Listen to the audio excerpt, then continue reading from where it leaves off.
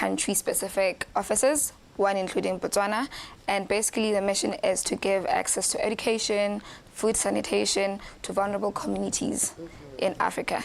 So in this instance, the SEN happen to be in our remote areas and vulnerable communities. That's where they fall under. So a lot of our programs are centered around that. So we have scholarship programs, we have built early childhood development centers to be able to give access to education. We've also do food relief packages. I see. Yes, and also like a young entrepreneurs project where we equip them with business skills and help them start their own businesses and fund them. Yeah. So you're interacting and engaging with communities out in areas that we deem remote, and this is including the community of the San people. Of the San. So primarily what we found is in these remote areas, the San population is the highest. Yes. Okay.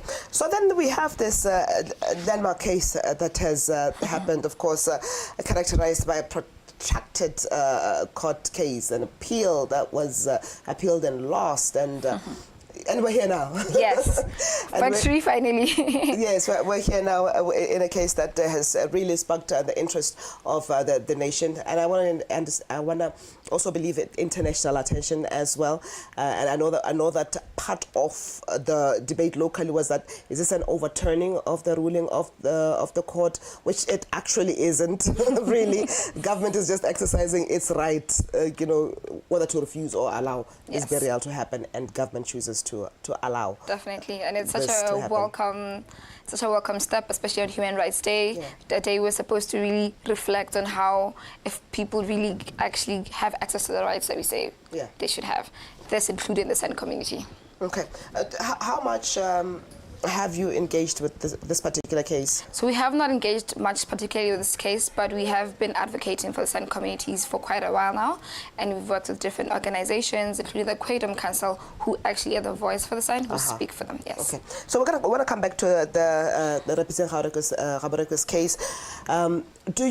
Can you say what, in your understanding, is the family fighting for?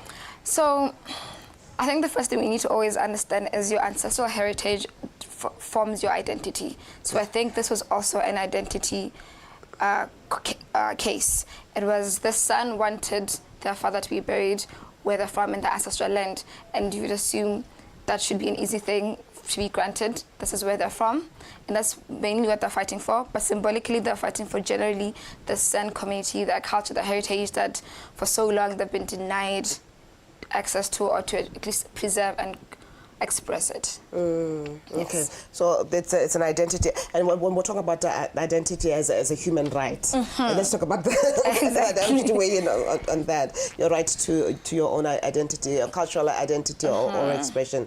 It's definitely important, and like I said, where you come from, your culture, your practices, they really do form part of your identity, and him not being able to bury where he's from, that really infringed on their culture, on their practices, and that's one of the things that I believe they're really fighting for. Okay, so we've seen the relocation of communities of the San people out of the CKGR for concerns of tourism and other national interests, and you have been dealing and engaging and working with them. So what are the issues of these communities today, or in the time that you have been working with them? What are the issues of concern? Okay, so first thing is education.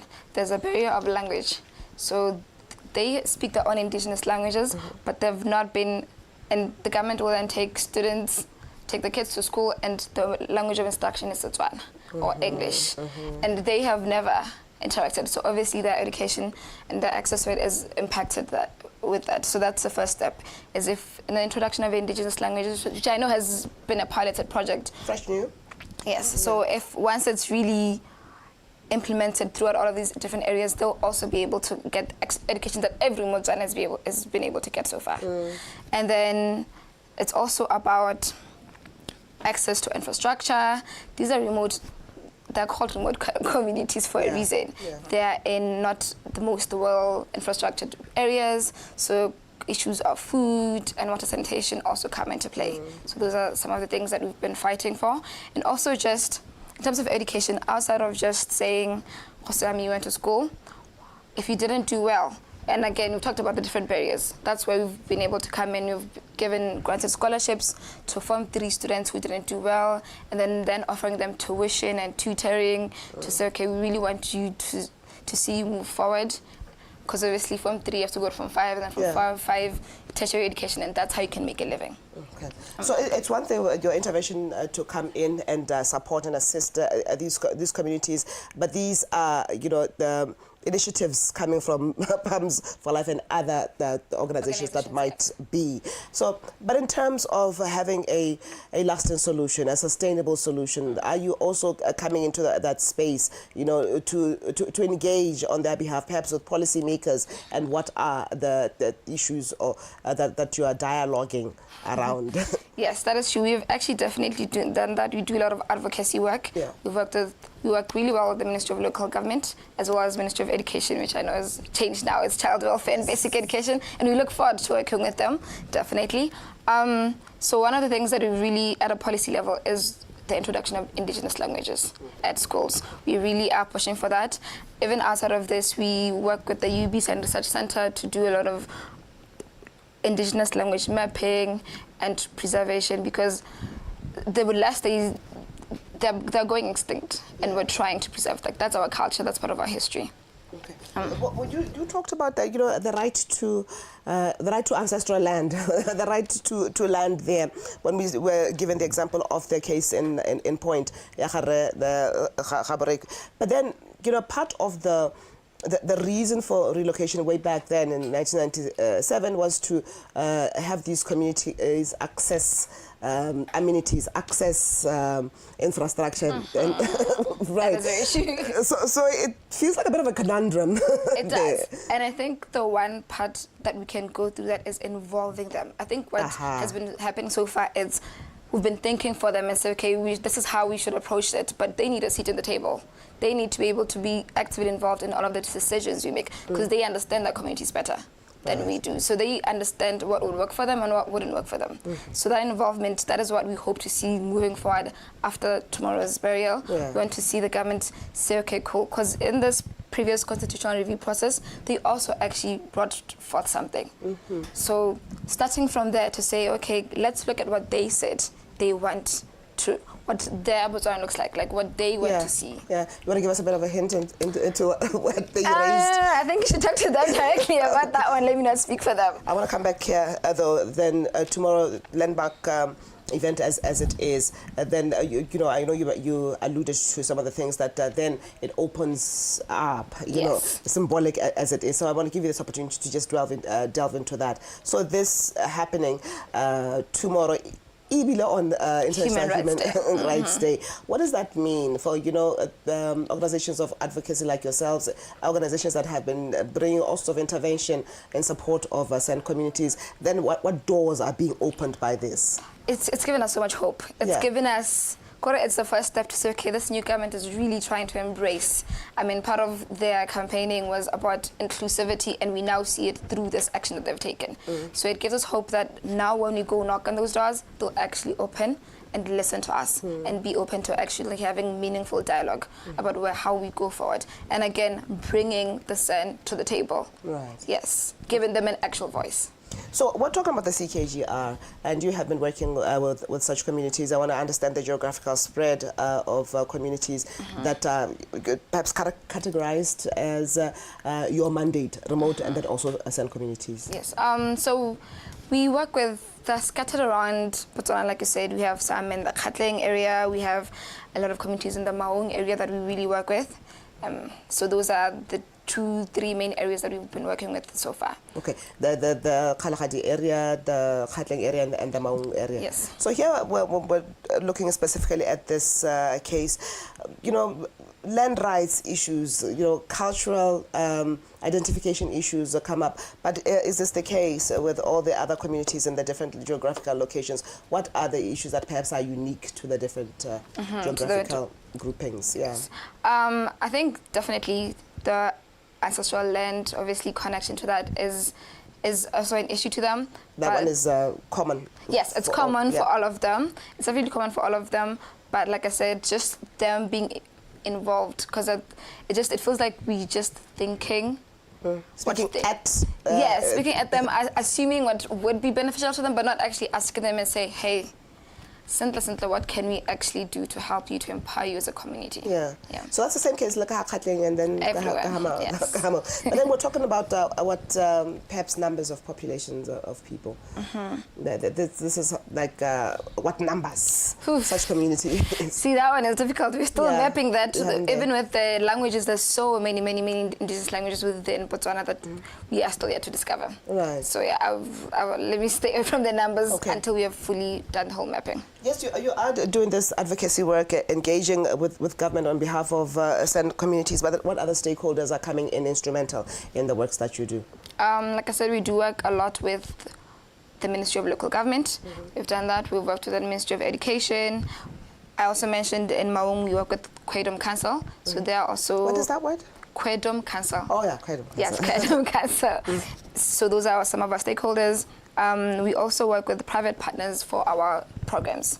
So for example, we have a Chobe Holdings partnership where we've given, every year we give 10 students a scholarship to study tourism and hospitality courses, and then they are actually absorbed within the Chobe Holdings company. Okay. Yes. I find that the one on scholarships, I did keep coming back to it, and yes, impressive. I also want to talk about other areas that you do offer intervention, success stories therein, like the 10 scholarships every year. What in other areas of your concern? What are some of the success stories? What you've managed to do for these communities? So we've, like I mentioned, with the Ministry of Local Government, we've actually been working with the Mr. and Miss RADP.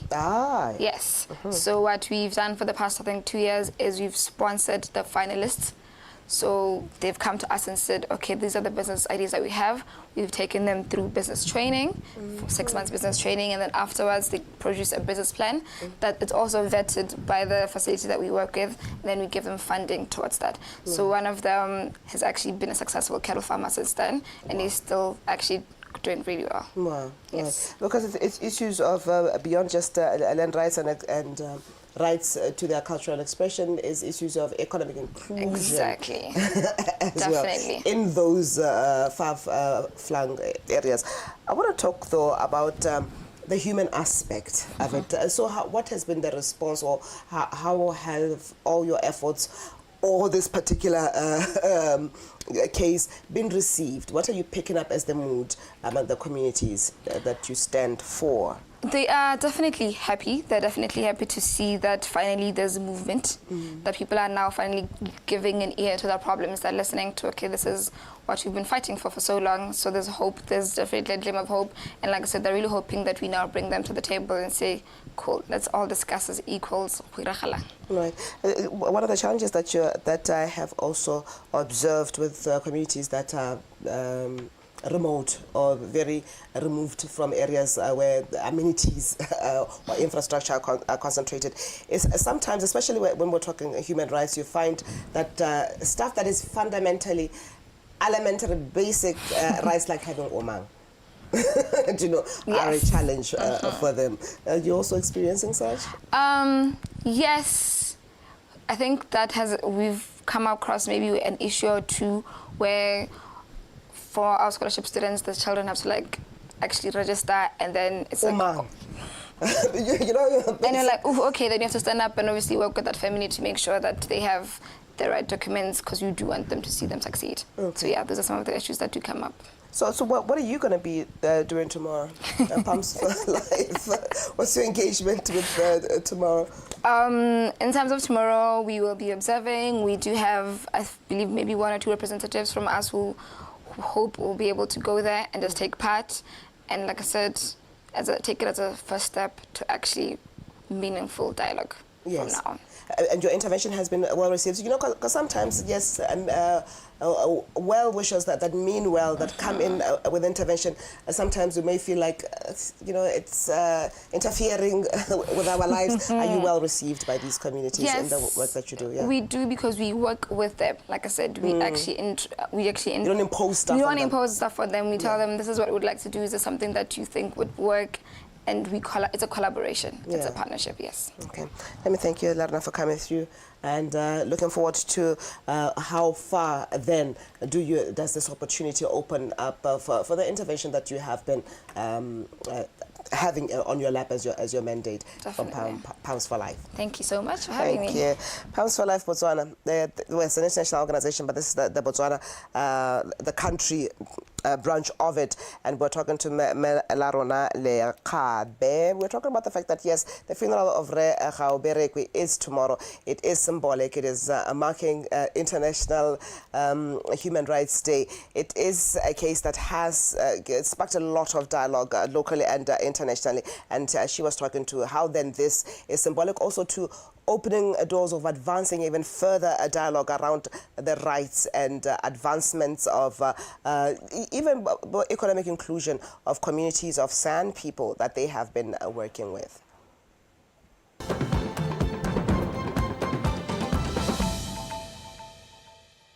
Mo bokopanong jwa morule a tlhola malatsi a le matlhano komiti ya banka ya Botswana e laolwang merokotso ya kadimo le madi e tsere tshwetso ya go tlogela seelo sa morokotso se sa fetoga mo go 1.9%. Godimo ga moo komiti e ne ya fokotsa seelo sa madi a dibanka di laolelwang